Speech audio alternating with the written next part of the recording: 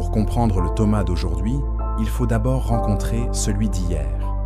Thomas, surnommé Didyme, ce qui signifie « le jumeau », était l'un des 12 disciples de Jésus.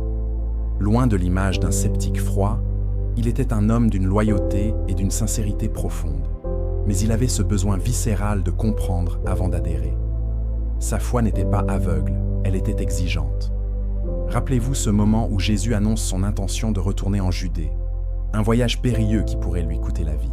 Pendant que les autres disciples hésitent, c'est Thomas qui, avec un courage poignant, déclare « Allons-y nous aussi, pour mourir avec lui ». Ce n'est pas la parole d'un lâche, ni celle d'un cynique. C'est la parole d'un homme prêt à tout donner, à condition que le chemin ait un sens, que la cause soit juste. Il était prêt à mourir avec Jésus, mais il devait être certain que Jésus était bien celui qu'il prétendait être. Mais après la crucifixion, tout s'effondre. Le ciel est vide. Le Maître est mort, cloué sur une croix. Et avec lui, l'espoir de Thomas s'est éteint. Le silence qui a suivi la mise au tombeau était assourdissant. La promesse semblait brisée, la lumière éteinte.